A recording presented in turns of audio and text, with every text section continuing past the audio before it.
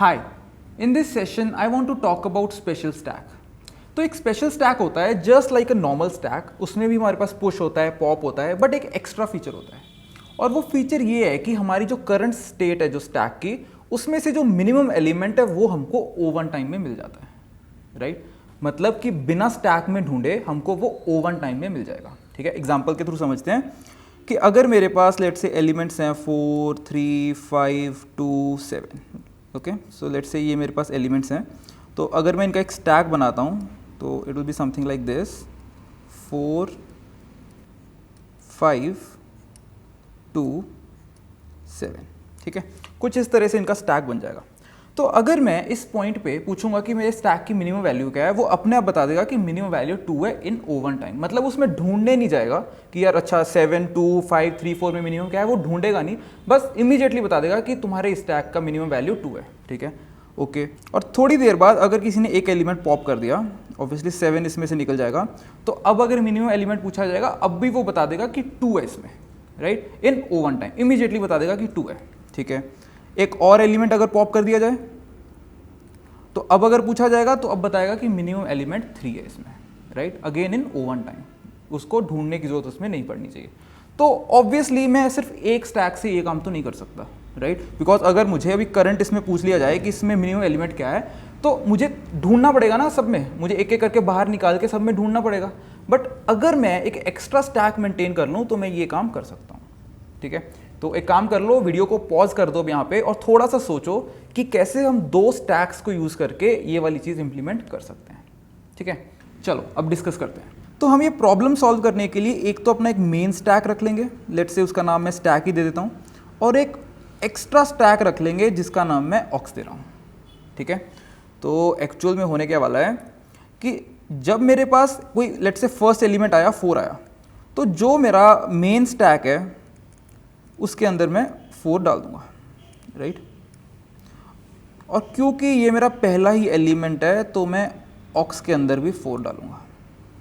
अब समझते हैं, अब नेक्स्ट एलिमेंट मेरे पास 3 आया तो इसमें तो मैं स्ट्रेट वे 3 डालूंगा। जो मेरा स्टैक है, जो मेरा मेन स्टैक है, उसमें तो नॉर्मली एक के ऊपर एक डालते जाने हैं, बट ऑक्स में क्या करना है, हमको वो एलिमेंट टॉप पे रखना है जो अभी तक जो एलिमेंट्स आए हैं उनमें मिनिमम है।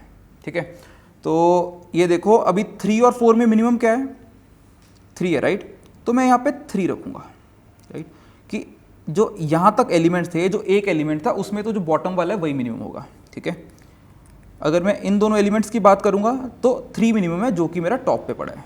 ओके, अब मेरे पास 5 आएगा तो मैं मेन स्टैक में तो एज इट इज़ डालूंगा, लेकिन जो ऑक्स वाला है उसमें मुझे फिर से 3 डालना है, बिकॉज जो मेरे पहले 3 एलिमेंट्स हैं इसमें मिनिमम 3 है, राइट?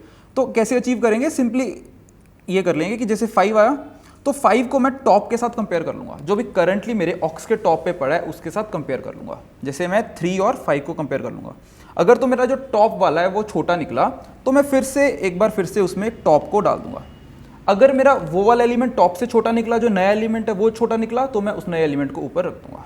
ठीक है, ओके। एंड फिर मेरे पास नेक्स्ट एलिमेंट आया 2, इसमें तो नॉर्मली डल जाएगा। अब मेरा 2 3 के साथ कंपेयर होगा, क्योंकि 2 मेरा छोटा है तो मैं 2 को यहाँ पे डाल दूंगा। 7 आएगा, 7 नॉर्मली डलेगा, एंड यहाँ पे फिर से 2 डल जाएगा बिकॉज 2 इज लेस देन 7। तो ऑक्स मेरा कुछ इस तरह से दिखेगा और जो मेरा मेन स्टैक है वो इस तरह से दिखेगा।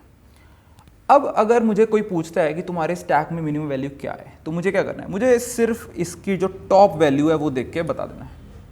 और लेट्स से किसी ने एक एलिमेंट बाहर निकाल दिया तो इसको बाहर निकाल दो और इसको भी बाहर निकाल दो, दोनों से एक एक एलिमेंट को हटा दो। अब फिर से किसी ने पूछा मिनिमम वैल्यू क्या है, फिर से मैं बोलूँगा कि 2 है मिनिमम वैल्यू। ठीक है, किसी ने एक और एलिमेंट बाहर निकाल दिया, अब कोई मुझसे पूछेगा मिनिमम वैल्यू क्या है, तो मिनिमम वैल्यू अब उसकी 3 है, राइट? अब बेसिकली 2 और 7 को बाहर निकालने के बाद जो इसमें जो मिनिमम वैल्यू है वो 3 बच रही है, तो जो इसके टॉप पे पड़ी होगी। किसी ने एक और एलिमेंट बाहर निकाल दिया तो अब भी मेरी मिनिमम वैल्यू 3 है। किसी ने एक और एलिमेंट बाहर निकाल दिया, अब मेरी मिनिमम वैल्यू 4 हो जाएगी। तो इस तरह से जो हमारा ऑक्स है उसको हम लोग यूज़ कर लेंगे, हमेशा मिनिमम वैल्यू को, अभी तक जो एलिमेंट्स हैं उनमें मिनिमम वैल्यू को टॉप पे मेंटेन करते चलेंगे, राइट? तो आई होप प्रोसेस तो क्लियर हो गया। तो जल्दी से इसका कोड लिख लेते हैं। Special stack.cpp. Okay, so include stack using ll.cpp, right. तो जो मैं दोनों स्टैक्स बनाने वाला हूँ वो मैं जो हमने पहले stack using link list use किया था उसको यूज़ करके बना लूँगा.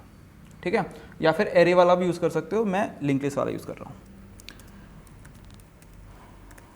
Class special stack.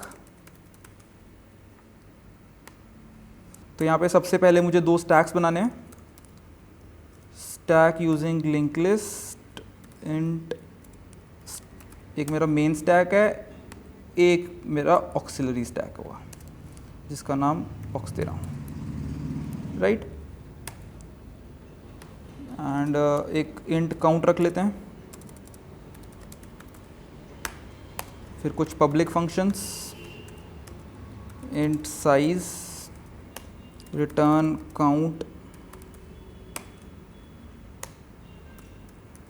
is empty if size is equal to 0 return true else return false, right. return false, ठीक है. ट्रू रिटर्न नहीं होगा तो नीचे आ जाएगा return false. Okay, int top return stack dot top, right. तो बेसिकली स्टैक क्लास यूज़ करके बना रहे हैं वो स्टैक, और वहाँ पे हमने टॉप फंक्शन लिखा हुआ था, राइट. सो जो हमारा मेन स्टैक है उसका टॉप हमारा ओवरऑल टॉप है. void push int element stack dot push. अब जो भी नया एलिमेंट आएगा उसको मेन स्टैक में तो डालना ही डालना है, लेकिन ऑक्स में डालने के लिए हमको कंडीशन चेक करनी पड़ेगी. ठीक है, स्टैक डॉट पुश एलिमेंट. और ऑक्स के लिए क्या करना है, सबसे पहले चेक कर लेते हैं क्या ऑक्स हमारा खाली है. अगर हमारा ऑक्स खाली हुआ तो बिना सोचे पहला एलिमेंट तो डाल ही दो उसमें, right. So aux dot push element, else हमको चेक करना पड़ेगा. एल्स हमको चेक करना पड़ेगा कि क्या हमारा जो ऑक्स टॉप है वो नए एलिमेंट से कम है. ठीक है, so if aux top is less than element aux dot push aux dot top. ठीक है, एक बार फिर से ऑक्स डॉट टॉप को ही उसमें डाल दो. Else aux dot push new element, मतलब एलिमेंट, एंड पुश करने के बाद काउंट प्लस प्लस भी करना है, right. Then our next function pop. Pop करने के लिए क्या करना है, हमको दोनों से निकाल देना है ऑक्स डॉट पॉप, लेकिन रिटर्न क्या करेंगे जो मेन स्टैक से पॉप होगा. ठीक है, सो काउंट माइनस माइनस करने के बाद हम लोग रिटर्न कर देंगे return stack dot pop. And let's write the last one get मिन, जिसके लिए सारा के सारा काम कर रहे हैं. तो मिनिमम कहाँ पे पड़ा है, मिनिमम हमारा पड़ा है ऑक्स के टॉप पे, राइट. सो रिटर्न ऑक्स डॉट टॉप. तो ये हमारा स्पेशल स्टैक तैयार हो चुका है, राइट. तो एक स्पेशल स्टैक यूज बना लेते हैं. Special stack use dot cpp, right. include iostream using namespace std, include special stack dot cpp, right. int main special stack S. तो S नाम का एक स्पेशल स्टैक बना लिया जिसके अंदर हम लोग पहले कुछ एलिमेंट्स डाल देते हैं. तो हमारा सेम एग्जांपल एक बार लेके देख लेते हैं. तो क्या हमने एग्जांपल लिया था 4 3 5 2 7. ठीक है, so 4 3 5 2 7 for int i is equal to 0, i less than 5, i plus plus, s dot push arr i while S is not empty, एक एक करके हम लोग पॉप करते जाते हैं और उससे पहले गेट मिन भी चेक कर लेंगे, ठीक है।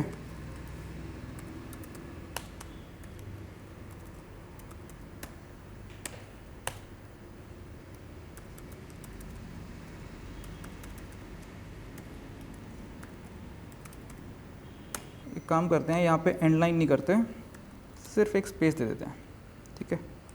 चलो, so let's try to run this.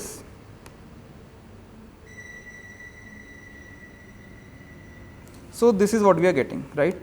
सो पहले जो 2 2 3 3 4 जो पहली लाइन है वो हमारे सारे मिनिमम वाले हैं, एंड ये जो 7 2 5 3 4 हैं ये जो हमारे नॉर्मल स्टैक से एलिमेंट बाहर आ रहे हैं, ठीक है। तो हमने 4 3 5 2 7 दिया, तो नॉर्मल स्टैक से 7 2 5 3 4 बाहर आया। जो मिनिमम एलिमेंट्स है वो 2 2 3 3 4, राइट। सो 2 2 3 3 4।